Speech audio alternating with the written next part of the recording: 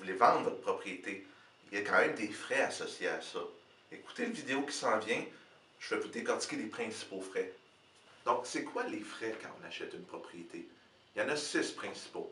Le premier, assez évidemment, c'est la mise de fonds. La mise de fonds minimale au Québec, c'est 5% si on a un prêt assuré par la SCHL, auquel s'ajoute l'assurance prêt si c'est requis. Donc, ce n'est pas tous les cas. Le courtier hypothécaire pourra vous renseigner exactement c'est quoi les frais selon le pourcentage de mise de fonds. C'est son travail, mais c'est le frais le plus important à la mise de fonds. Parce qu'on parle d'une propriété de 400 000 on parle de 20 000 de mise de fonds.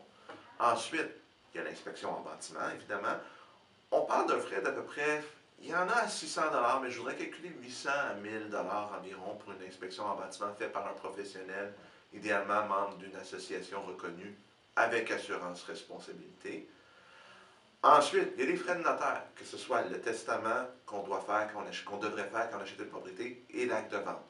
Les frais sont variables, mais je vous dirais, sur la rive sud de Montréal, un notaire en moyenne va charger entre 1300 et 1500 aujourd'hui en 2022. Donc, calculez environ ça dans votre budget.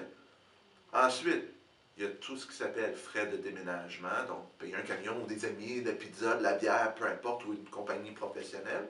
Et selon la saison à laquelle vous déménagez, si vous déménagez au mois de juillet, c'est plus cher. Mais on peut parler d'entre 150 et 250 dépendamment de où c'est situé, la saison, du nombre de déménageurs et de la complexité. Il y a aussi évidemment tout ce qui s'appelle réno. Bon, des fois, il n'y aura pas beaucoup de réno dans une maison, mais on peut parler de peinture. On peut parler de, je sais pas, on va changer un plancher, on va, je ne sais pas moi, décorer une chambre, acheter des toiles, tout ce qui s'appelle rénovation et décoration.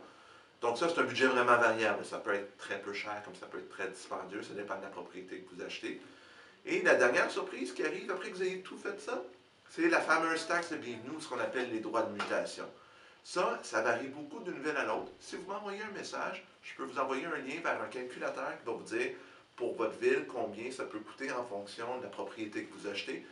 Mais ça va de 1,5% pour les faibles valeurs jusqu'à 3%, mais calculé en moyenne 1,5% de la valeur de la propriété que vous achetez. Vous ne devriez pas trop vous tromper, mais envoyez-moi un message, je vais vous envoyer le lien vers le bon calculateur.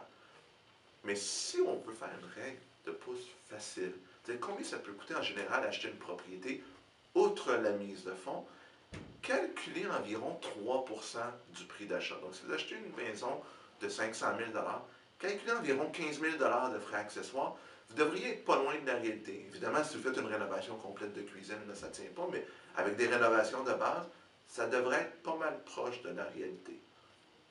La semaine prochaine, on va parler des frais pour un vendeur. Quand vous vendez votre propriété, parce que là, il y a des frais, donc on vous en parle dans le prochain vidéo. Bonne journée tout le monde!